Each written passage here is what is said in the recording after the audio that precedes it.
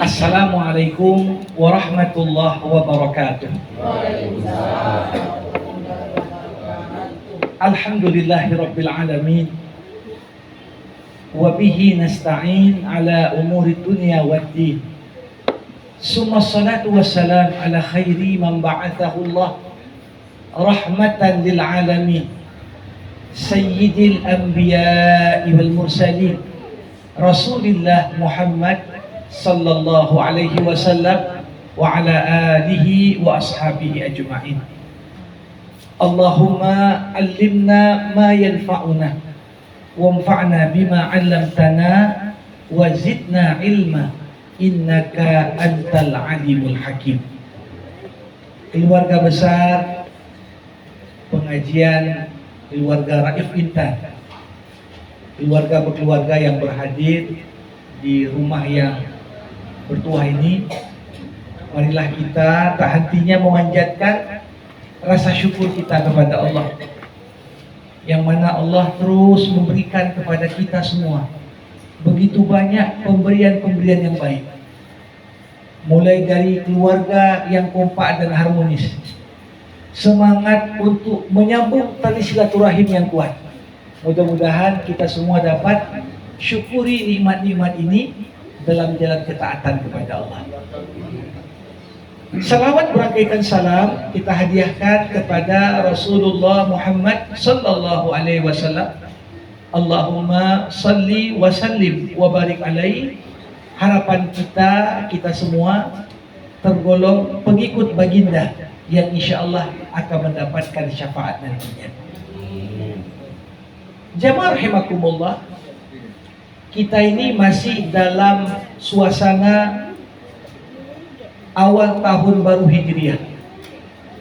Masih kita berada di bulan Muharram, bulan yang Allah Subhanahu wa taala lebihkan dari bulan-bulan yang lain dengan menjadikannya satu dari 4 bulan haram. Di bulan ini pula banyak peristiwa-peristiwa hebat yang Allah Subhanahu wa taala abadikan dalam Al-Quran.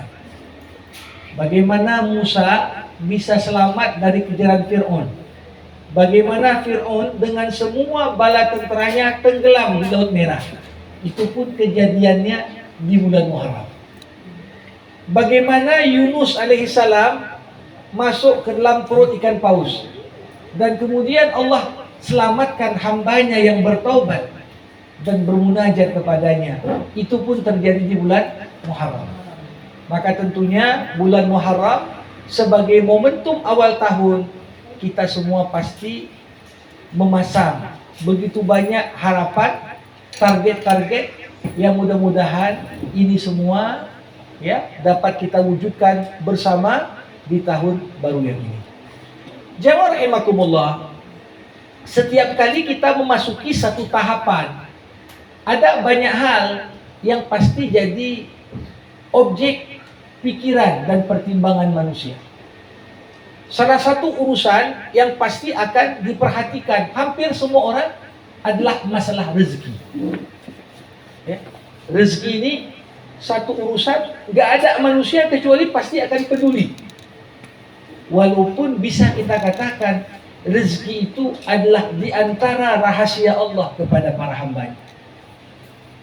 Bayangkan, selama ini banyak dari kita kalau disebut kata rezeki, mungkin yang terbersit di pikiran dan benak kita berarti rezeki cerita tentang duit, rezeki cerita tentang uang, rezeki cerita tentang materi.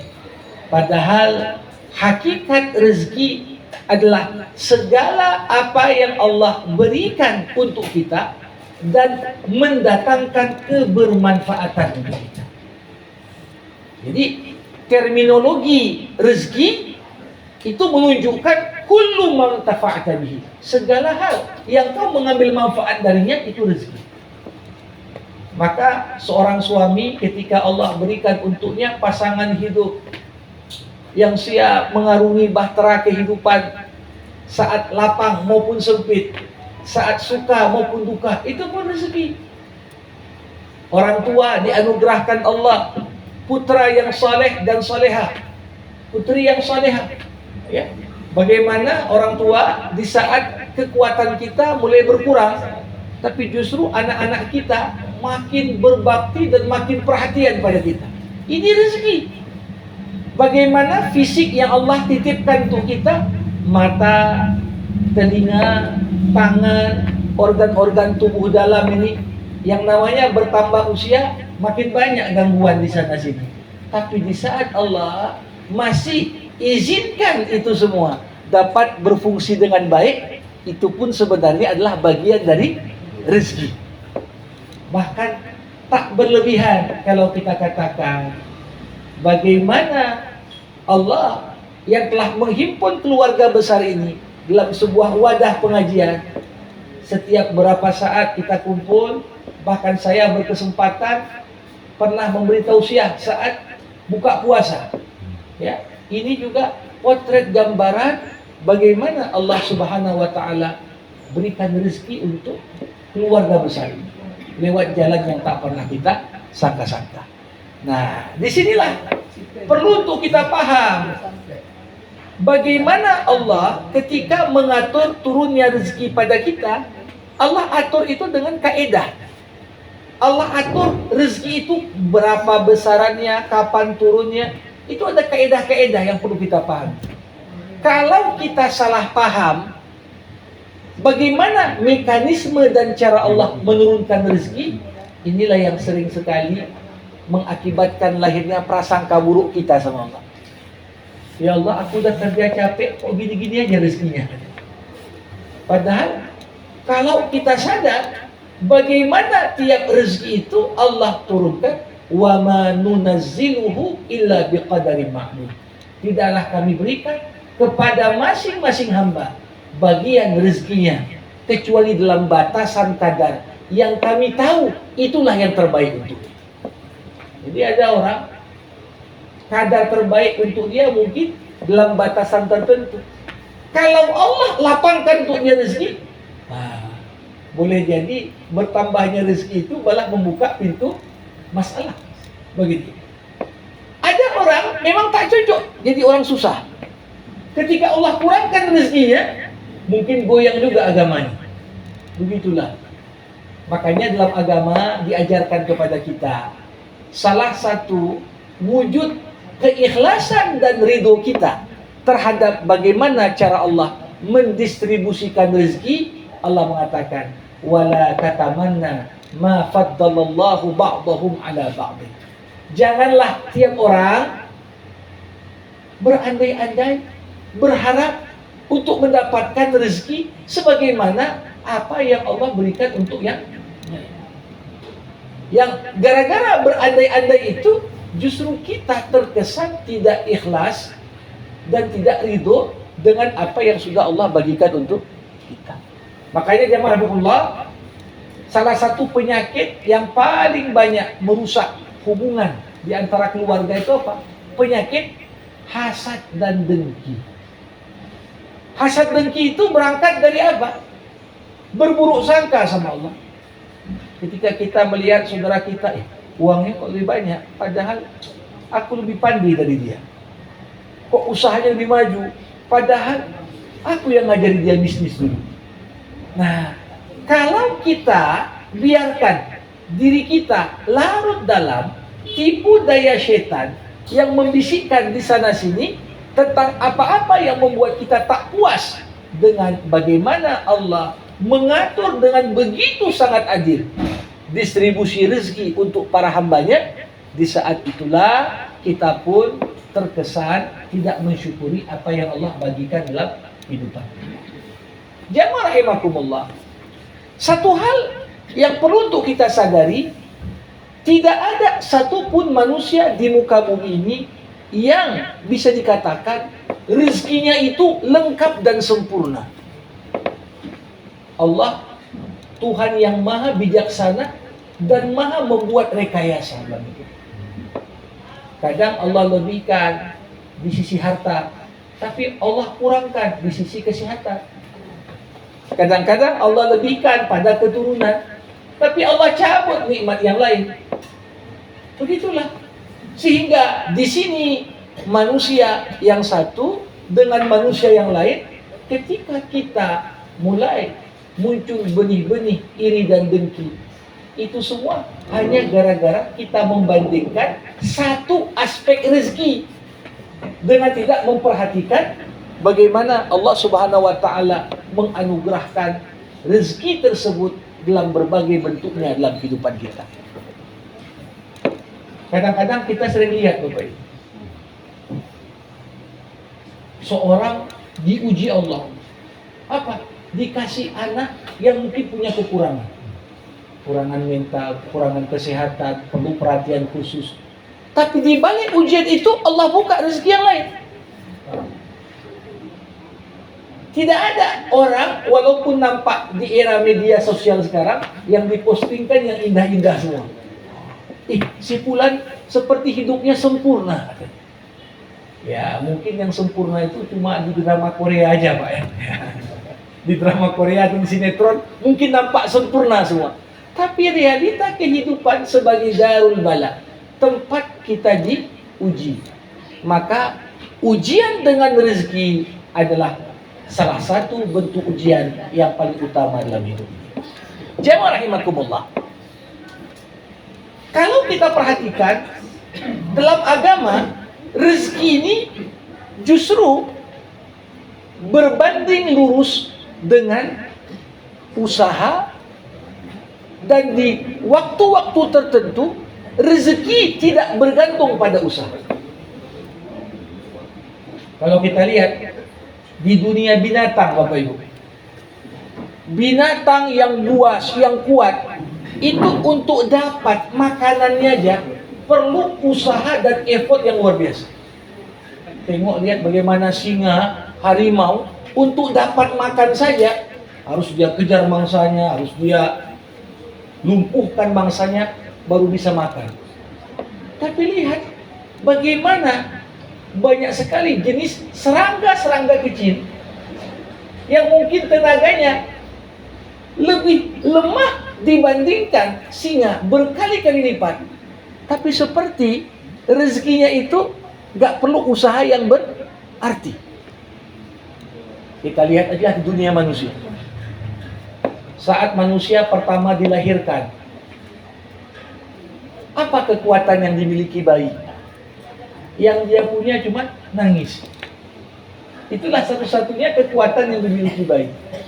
Tapi bagaimana rezeki bayi tanpa usaha Allah atur supaya diantar kepada bayi. Bayangkan air susu ibu itu gizi terbaik untuk bayi. Kenapa? Kandungannya pun yang sesuai dengan kebutuhan bayi. Mau beli susu formula paling mahal pun tak bisa menggantikan kandungan air ASI. Dan si bayi gak perlu bersusah payah bekerja keras untuk dapat, karena ibunya yang justru mengantarkannya. Namun sebaliknya, seiring waktu kita mulai kuat, akal kita mulai matang, tamatlah kita sarjana, tamatlah kita pendidikan tinggi. Apa yang terjadi? Justru di saat kita makin kuat, makin sulit juga dapat rezeki. Ujian untuk sekedar dapat rezeki nggak sama seperti saat kita dalam kondisi lemah. Inilah makna rezeki itu, rahasia Allah, Allah yang mengatur. Wa ma min dabbatin fil ardi illa 'ala Allahi rizquha. Tidak ada satupun makhluk melata yang ada di muka bumi kecuali Allah yang atur rezekinya. Jadi menarik ini. Kalau sekiranya rezeki itu semata-mata karena kerja keras, berapa banyak kuli bangunan tak ada yang kerja lebih keras daripada itu. Tapi berapa rezeki yang Allah hantarkan ke sana? Berapa banyak orang mungkin dapat sesuatu tanpa ada usaha yang begitu berat yang dilakukan. Kenapa? Sekali lagi, rahasia distribusi rezeki itu ada di sisi Allah Subhanahu wa ta'ala. Jemaah rahimakumullah. Walaupun demikian, di dalam Al-Quran kita temukan banyak sekali ayat yang mengajarkan kepada kita kelancaran rezeki dalam hidup itu punya keterkaitan erat dengan tingkat ketaatan kita kepada Allah. Makin kita taat, makin rezeki itu lancar. Makin kita durhaka kepada Allah, semakin Allah uji kedurhakaan kita itu dengan diberikan kode berkurangnya rezeki dalam kehidupan. Ini kaidah dasarnya. Makanya jamaah rahimakumullah, kalau kita lihat di saat kita melaksanakan sholat 5 waktu sehari semalam, kita keluarkan zakat kita keluarkan hak orang-orang miskin dari sedekah, kita nyambung tali silaturahim. Ini semua amal ibadah yang justru memperlancar rezeki. Zaman sekarang banyak orang mengatakan, alah nggak ada hubungan sholat sama rezeki itu. Banyak tuh tak sholat, banyak juga duitnya. Jamaah rahimakumullah, ini cara pandang yang salah. Kalau kita lihat di salah satu ayat, Allah Subhanahu wa taala pernah berfirman begini. Wa'mur ahlaka bis-shalah wastabir 'alaiha. La nas'aluka rizqa. Nahnu narzuquk. Perintahkan anak keluargamu untuk sholat. Sabar-sabarlah kau dalam menumbuhkan semangat sholat di tengah keluargamu. Kami gak minta darimu rezeki, kata Allah. Justru kami berikan rezeki karena sholat.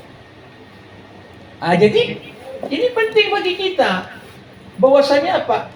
Kalau kita dibesarkan dalam lingkup keluarga yang religius, keluarga yang dekat dengan ajaran agama, sebenarnya warisan paling baik yang bisa ditinggalkan orang tua untuk anak bukan duit, tapi adalah nilai-nilai agama yang tetap menuntun anak tetap berada pada siratal mustaqim.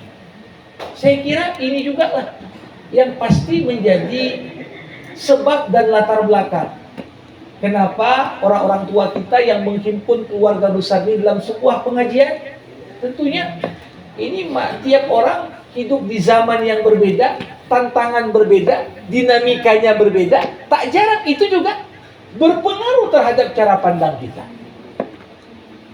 Nah, maka dari itu, apa saja sebenarnya dalam agama amal-amal ibadah yang kalau kita kerjakan dapat memperlancar rezeki kita. Yang pertama tadi sudah saya sebut, sholat. Jaga sholatmu, insya Allah Allah jaga rezeki. Rezeki di sini jangan dipahami uang saja ya. Ketika kita sholat, insya Allah kesehatan terjaga. Ketika kita sholat, insya Allah kebahagiaan rumah tangga terpelihara. Ketika kita sholat, insya Allah saleh dan salehnya anak itu juga akan terwujud. Karena sholat ini tiang agama. Siapa yang menegakkannya, dia tegakkan agama. Siapa yang meruntuhkannya, dia juga runtuhkan agama. Ini yang pertama, sholat. Dan memang bukan perkara mudah, jamaah rahimakumullah, mendidik keluarga kita untuk sholat. Boleh jadi dalam sebuah keluarga ayahnya sholat, maknya sholat, tapi ada satu anak tak sholat, itu dapat berpengaruh terhadap kelancaran ekonomi secara keseluruhan. Makanya dikatakan wastabir 'alaiha. Sabar-sabarlah kau ngajak anggota keluargamu untuk sholat. Ya, yang namanya orang memulai sebuah kebiasaan baik yang baru itu bukan perkara mudah, perlu sabar. Ya, ini yang pertama. Yang kedua, di dalam Al-Quran juga banyak sekali isyarat lancarnya rezeki dengan amalan istighfar. Ya, makin kita rutinkan istighfar, Bapak Ibu jamaah rahimakumullah, istighfar itu salah satu kunci memperlancar rezeki kita. Kenapa? Karena kalau kita realita yang kita hadapi selalu ujian dalam hidup, dalam bentuk penyakit, dalam bentuk bangkrut, dalam bentuk apapun problem dalam kehidupan, itu adalah konsekuensi ketika kita melakukan pelanggaran terhadap aturan Allah. Kita melanggar, kadang-kadang nggak langsung, diberikan efeknya seketika itu juga. Tapi mulai dibuat kita tak merasa nikmat dalam sholat, mulai renggang hubungan antar keluarga, ya. Tapi dengan istighfar, maka insya Allah amal-amal ibadah yang kita rutin kerjakan ini juga dapat memperlancar bagaimana Allah mendistribusikan rezekinya untuk para hambanya. Dalam sebuah riwayat diceritakan, pernah Imam Al-Hasanul Basri, seorang ulama dari golongan tabi'in, suatu hari sedang memberikan tausiah di masjid. Datanglah muridnya, dia bertanya, "Imam, di kampungku sudah lama tak turun hujan, kering terus, sehingga kami sering gagal panen. Apa solusinya?" Dijawab oleh Imam Hasan Basri, "Kalau gitu banyak-banyak kau istighfar."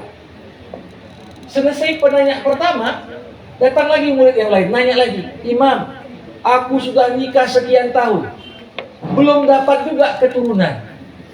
Apa yang harus kubuat?" Dijawab lagi oleh Hasan Basri, "Banyak-banyaklah kau istighfar." Kemudian datang lagi penanya ketiga, "Imam, sudah lama kali sungai-sungai di kampung kami kering. Kami kesulitan air." Hasan Basri mengatakan, "Kalau gitu banyak-banyak kalian istighfar." Lantas ada murid yang keempat mengatakan, "Imam, masa 4 problem beda-beda, jawabannya kok sama semua?" Hasan Basri ketika itu dia bacakan satu ayat. "Apa kau tak pernah dengar firman Allah? Wa qul istaghfiru rabbakum innahu kana ghaffara yursilis sama 'alaikum midrara wa yumdidukum bi amwalin wa banin wa yaj'al lakum jannatin wa yaj'al lakum anhara." Katakan, Muhammad, banyak-banyaklah kau beristighfar kepada Allah, sesungguhnya Allah itu Maha Pengampun. Apa dampak ketika kita beristighfar? Allah turunkan curah hujan yang banyak. Allah anugerahkan untukmu hasil bumi dan keturunan yang berkah. Dan Allah akan lancarkan air sungai kembali mengalir. Nah, ini gambaran, ya. Kadang-kadang diajarkan dalam agama, udah lama tak turun hujan, disuruhlah kita sholat istisqa, sholat minta turun hujan. Apa yang kita buat saat sholat itu? Disuruh kita banyak-banyak beristighfar, ya. Makanya dikatakan obat dari segala penyakit utamanya adalah istighfar.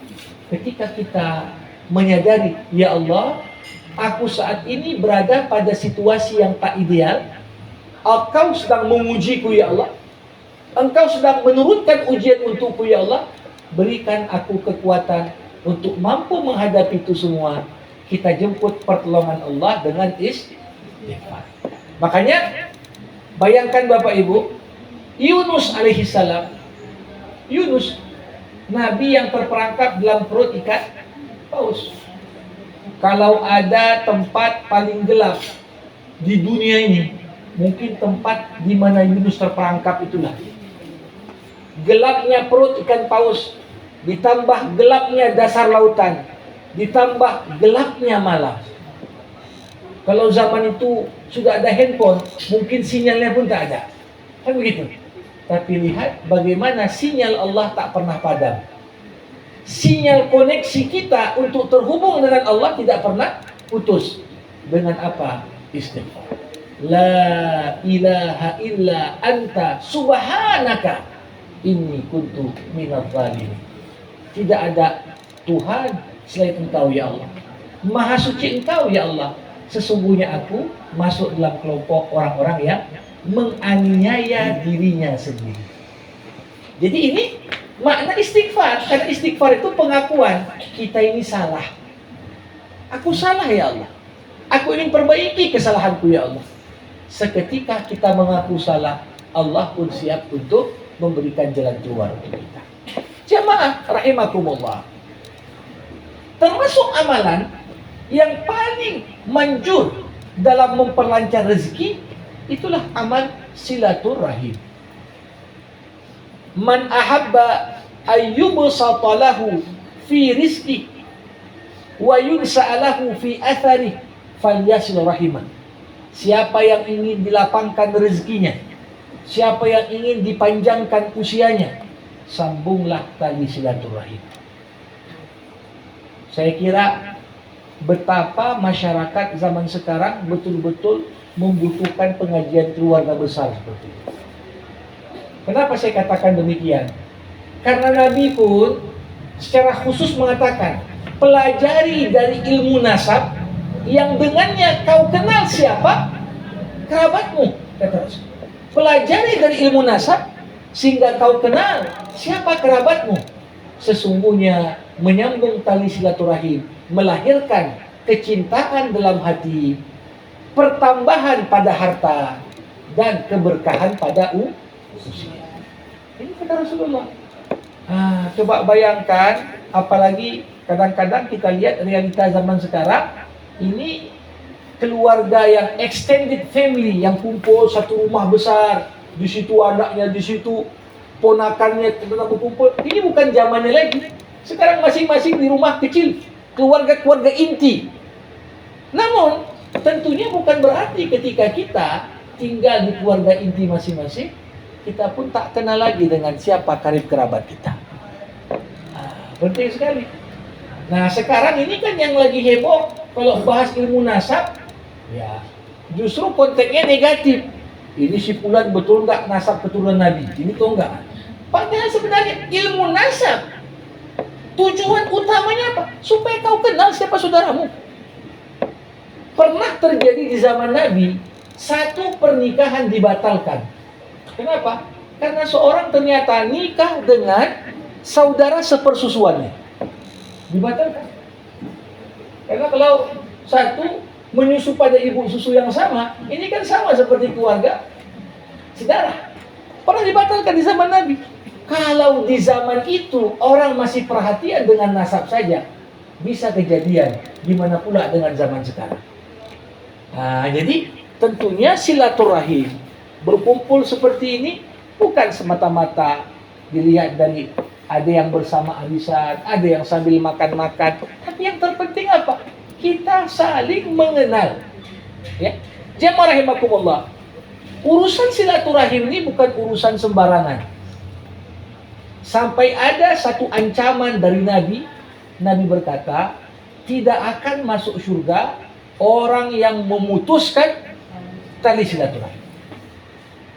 Kalau sengajalah dia, udahlah, tak usah sambung.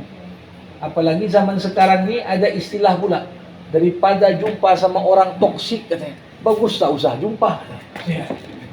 Disilahkan orang yang kadang-kadang kalau kita berinteraksi dengan dia memberikan dampak dan pengaruh negatif dalam kehidupan. Apakah kemudian dengan alasan itu ya sudah nggak usah lagi kita berhubungan sama dia? Padahal mungkin dia masih karib kerabat kita. Disinilah penting bagi kita agar tetap kita dianggap menjaga silaturahim. Kita tahu mana standar minimal silaturahim. Apa amalan yang kalau kita kerjakan salah satu di antara yang 4 tadi, kita masih dianggap menyambung tali silaturahim. Artinya apa? Kalau keempat-empatnya kita tinggalkan, berarti yang 4 itu menandakan kita sudah jelas-jelas memutus tali silaturahim. Apa amalan itu? Pertama, kata para ulama, seminimal-minimalnya silaturahim adalah mengucapkan salam dan menyapa kalau jumpa. Makanya kalau kita lihat jamaah rahimakumullah, tanda silaturahim udah bermasalah apa? Kadang-kadang ya sembunyi-sembunyian. Kalau diundang ada sebuah resepsi, nampak bapak itu, nanti bila masuk. Sekedar untuk menghindar biar nggak nyapa. Ada orang begitu nampak orang lain, dia ambil jalan yang berbeda. Nah, kalau sekedar menyapa saja dan itu dianggap kewajiban paling minimal dalam bersilaturahim, apa yang bisa kita harapkan selain itu? Makanya dalam Islam menyapa bukan sekedar menegur, tapi dalam mengucap salam terkandung doa. Assalamualaikum warahmatullahi wabarakatuh. Keselamatan, kedamaian, ketenangan untuk dirimu. Keberkahan Allah untukmu. Artinya apa? Walaupun mungkin ada hal yang tidak kita senangi, tapi ketika kita sadar, si fulan masih doakan aku, kan senang kita. Tapi coba bayangkan, menyapa pun tak mau. Ini tanda silaturahim terganggu. Makanya jamaah rahimakumullah, ada aturan main dalam mengucap salam. Liusallim as-saghir al-kabir. Yang muda mengucapkan dan menyapa yang tua. Wal marru al-qa'id. Yang berjalan mengucap salam kepada yang duduk. Wal qalil alal kathir. Yang sedikit mengucapkan salam kepada kelompok yang banyak. Begitulah aturan mainnya. Bahkan kadang-kadang terlepas kita berkonflik, lama tak cakapan, siapa yang memulai? Tapi dikatakan dalam hadis, siapa yang menyapa lebih dulu orang yang sudah lama tak berbincang lagi, itulah yang terbaik di antara kedua. Jadi seminimal-minimalnya silaturahim, salam, sapa, senyum kalau jumpa. Yang kedua, jamaah rahimakumullah, apa kadar paling minimal dalam bersilaturahim? Tidak saling menyakiti. Tidak saling menyakiti. Itulah kadar seminimal-minimalnya silaturahim. Kita tak ceritakan keburukan dia, dia pun tak ceritakan keburukan kita. Walaupun mungkin kita belum mampu memberikan sesuatu untuk dia. Tak mampu mungkin kita antar parcel waktu hari raya. Tak mampu mungkin kita kasih kue atau lauk waktu hari-hari tertentu. Tapi minimal apa? Aku tak ganggu dia, dia pun tak ganggu aku. Itu seminimal-minimalnya. Makanya ketika Nabi ditanya, apa sebenarnya hakikat muslim? Al-muslimu man salimal muslimun min lisanihi wa yadihi. Seorang muslim yang sebenarnya adalah orang yang mampu memberikan keselamatan kepada orang-orang di sekitarnya dari kejahatan tangan dan mulutnya. Kita tak tampar orang, tak mukul orang, tak aniaya orang. Itu sudah silaturahim itu. Kita tak memfitnah orang, tidak menggunjing orang. Itu sudah silaturahim itu. Coba bayangkan Bapak Ibu. Ketika Rasulullah ditanya, apa selemah-lemahnya iman? Tanda selemah-lemahnya iman, kalau kita jalan, nampak ada beling, nampak ada paku, kita singkirkan dari jalan. Kenapa? Kalaupun aku tak kena, jangan sampai orang setelahku kena. Dalam berkeluarga dan menjaga silaturahim, begitulah. Kalau ada yang tak kena, cukup aku ajalah. Jangan sampai yang kemudian kena lagi. Itu cara kita bersilaturahim. Yang ketiga, apa kadar minimal silaturahim? Kadar minimal silaturahim ketika anggota karib kerabat yang mampu memberikan nafkah, bantuan kepada karib kerabat yang membutuhkan. Itu ukurnya. Alhamdulillah Allah lebihkan rezeki harta pada si fulan. Tahu dia ada kerabatnya, ini mau masuk sekolah, si fulan tu untuk uang sekolah anaknya pun payah. Tahu kita. Pas pula ada rezeki lebih, inilah bantu untuk sekolah anakmu. Nah, ketika antar sesama anggota keluarga ini bukan hanya ada dikala senang, tapi ada dikala salah satu dari anggota yang kesulitan, itu bentuk silaturahim yang paling luar biasa. Ya, mungkin gak cakapan, tapi ketika kita peduli, ada yang sakit, ditransferlah bantu untuk uang berobat.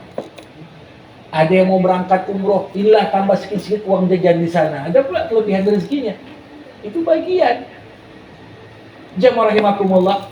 Siapa yang tak kenal sosok Abu Bakar As-Siddiq? Abu Bakar mertua Rasul. Karena putri Abu Bakar, Aisyah, nikah dengan Nabi Muhammad SAW. Tapi momen paling berat bagi Abu Bakar kapan? Saat putrinya Aisyah dituduh oleh orang-orang munafik berzina dengan sahabat lain, murid Rasulullah. Bayangkan, ini seorang ayah dengar anaknya dituduh berzina. Abu Bakar berharap turun ayat. Kapanlah turun ayat ini supaya dibersihkan nama baik Aisyah. Sebulan berlalu, enggak juga turun ayat. Sampai Aisyah, saking tak tahannya dia, minta izin sama Rasul. Rasul, aku pulanglah ke rumah orang tuaku. Enggak tahan dengan gosip dan hoax yang berkembang di mana-mana. Apa yang terjadi? Setelah 50 hari, dari awal mula hoax itu muncul, baru turun ayat. Baru ketahuan oleh Abu Bakar, ternyata salah satu tokoh yang menyebar berita bohong tadi, ternyata masih keluarganya. Siapa? Rupanya ponakannya yang bernama Mistah. Ponakan Abu Bakar, sepupu dari Aisyah. Dan yang lebih miris lagi, jamaah rahimakumullah, ternyata Mistah ini uang dapurnya tiap bulan disubsidi Abu Bakar. Kalau Abu Bakar tak subsidi, nggak ngepulasan. Apa yang terjadi? Begitu Abu Bakar tahu, karib kerabatnya yang menuduh sembarangan bersumpah Abu Bakar, demi Allah, kau bukan ponakanku lagi. Jangan kau injakkan kakimu di rumahku lagi. Dan tak ada bantuanku untukmu lagi.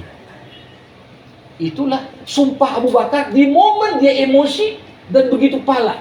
Bagaimana air susu dibalas dengan air tuba. Namun jamaah rahimakumullah, kalau tadi Abu Bakar nunggu ayat sampai 50 hari baru turun untuk membersihkan Nabi Aisyah, begitu Abu Bakar bersumpah, malamnya turun lagi ayat yang lain. Apa isi ayat itu? Allah Subhanahu wa taala berfirman, "Wala ya'tali ulul fadli minkum wasa'ati ayyutu ulil qurba wal yatama wal masakin." Tidak pantas, kata Allah, orang yang terhormat bersumpah dengan nama Allah untuk memutuskan tali silaturahim. Padahal, ya kalau kita bahaslah dengan rasional kita, ya kita anggap ya wajar lah itu, udah kurang ajar tadi si Mistah ini. Tapi Quran mengatakan tidak pantas orang yang mulia dan terhormat memakai nama Allah untuk bersumpah demi memutuskan tali silaturahim. Begitu ayat itu sampai pada Abu Bakar, di pagi harinya Abu Bakar panggil, Mistah, aku minta maaf. Mulai hari ini nafkah untukmu kulipat gandakan. Inilah cara Abu Bakar untuk menutup pintu ruang setan merusak hubungan antar kerabat. Ya, kadang-kadang kan setan ini masuk di kipasnya. Udah Abu Bakar putusin aja silaturahim. Tapi begitulah cara kita. Bagaimana di saat orang ya diperlakukan dengan tidak baik oleh orang lain, justru di saat kita balas keburukan dengan kebaikan, itulah momentum kita berhasil menguasai jiwa orang lain. Jamaah rahimakumullah, tadi sudah bersilaturahim minimal menyapa, minimal tak saling menyakiti, minimal kalau kita mampu kita ikut nafkahi. Amalan keempat yang terakhir dianggap sebagai standar minimal menyambung tali silaturahim. Apa itu? Seminimal-minimalnya silaturahim, kita doakan orang lain, karib kerabat dalam doa-doa kita.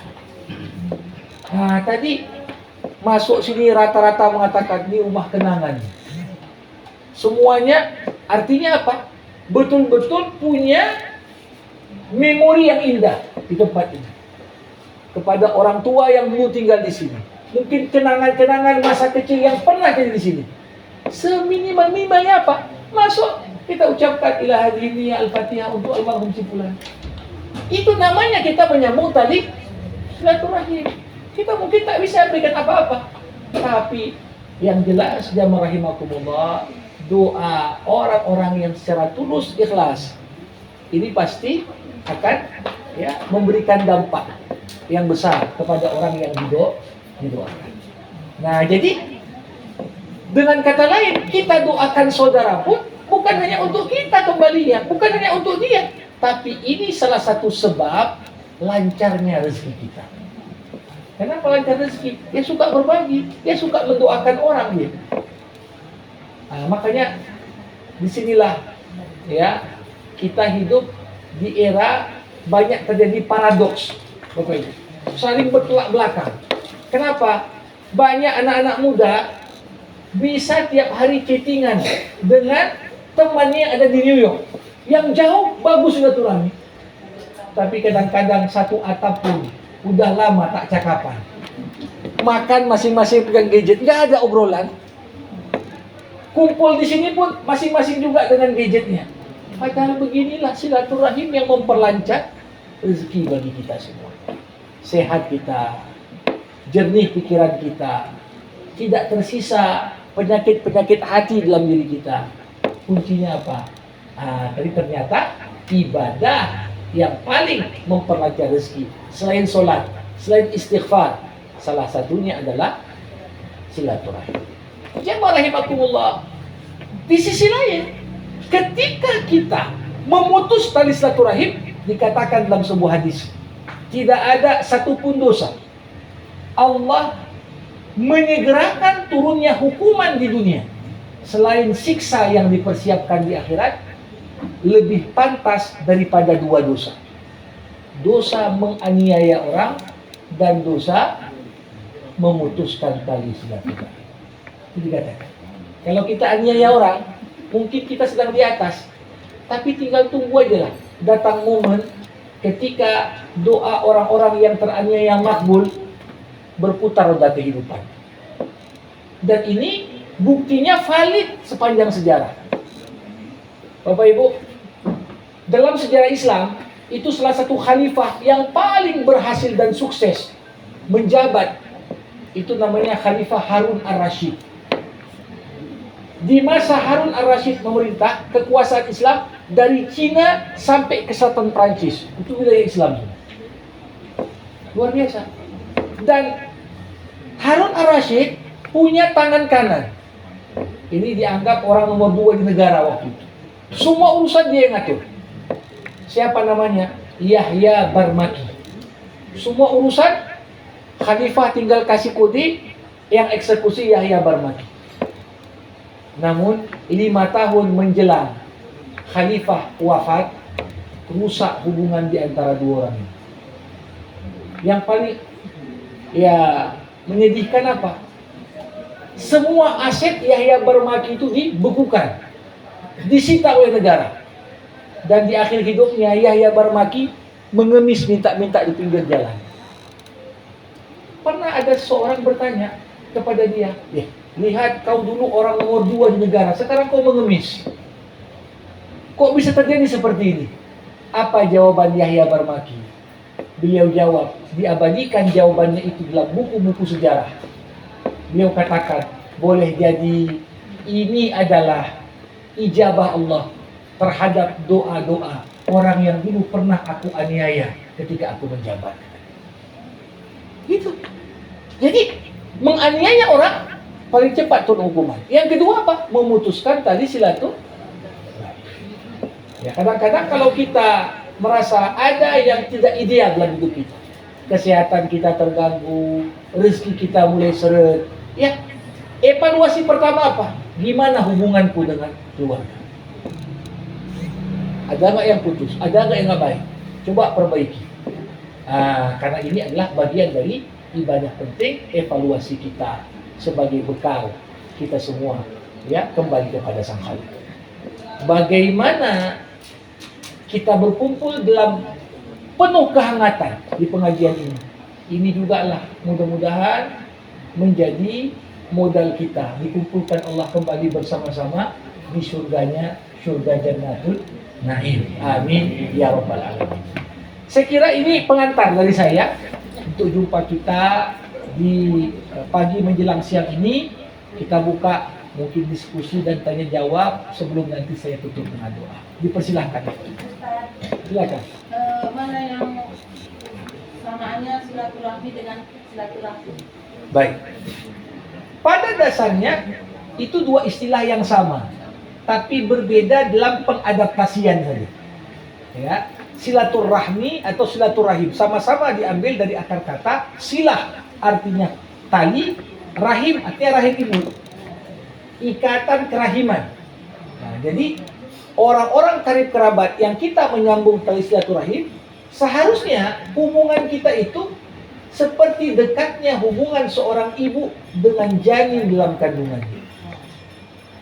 Kalau ibu stres, janin ikut stres. Kalau ibu terganggu, janin pun akan ikut terganggu. Begitu juga orang yang bersilaturahim. Kalau ada karib kerabat yang sedih, kita pun ikut sedih. Kalau ada yang senang, kita pun ikut senang. Jangan orang senang kita susah, orang susah kita senang. Ini tanda silaturahmi bermasalah. Ya, baik. Silakan. Oh iya, iya, iya. Ayo, Kak, bertanya.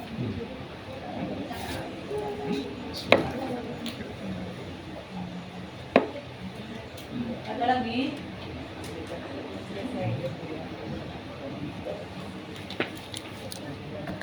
Baik Bapak Ibu, kalau tak ada kita padakan untuk jumpa kita di pagi hari ini. Sama kita tutup dengan doa. Alhamdulillahirabbil alamin. Hamdan yuwafi ni'amah wa yukafi'u mazidah. Ya Rabbana lakal hamdu kama yanbaghi li jalali wajhikal karim wa li azimi sultanik. Allahumma salli ala sayyidina Muhammad wa ala alihi wa ashabihi ajma'in. Allahumma ighfir lana dunubana wa liwalidayna warhamhuma kama rabbayana saghira. Wa khususan li jami' aqaribina min dzurriyyat almarhum Rauf Intan mimman sabaquna bil iman. Wa la taj'al fi qulubina ghillan lil ladzina amanu rabbana innaka raufur rahim. Allahumma ighfir lahum warhamhum wa'afihim wa'fu anhum wa akrim nuzulahum wa wasi' madkhalahum waj'alil jannata mathwahum. Allahumma ja'al qabrahum rawdatan min riyadil jinan wa la taj'al qabrahum hufratan min hufarin niran. Allahumma in kanu muhsinin fazid fi ihsanihim wa in kanu musiin fatajawaz alaihim waghfir lahum wa adkhilhumul jannah ya rabbal alamin. Allahumma ikhtim lana bi husnil khatimah wa la takhtim alaina illa bi husnil khatimah. Allahumma inna ala dzikrik wa syukrik wa husni ibadatik. Rabbana dhalamna anfusana wa in lam taghfir lana wa tarhamna lanakunanna minal khasirin. Rabbana atina fid dunya hasanah wa fil akhirati hasanah wa qina adzaban nar. Wa sallallahu ala sayyidina Muhammad wa ala alihi wa sahbihi ajma'in walhamdulillahi rabbil alamin. Terima kasih. Mohon maaf atas segala kekurangan. Wassalamualaikum warahmatullahi wabarakatuh.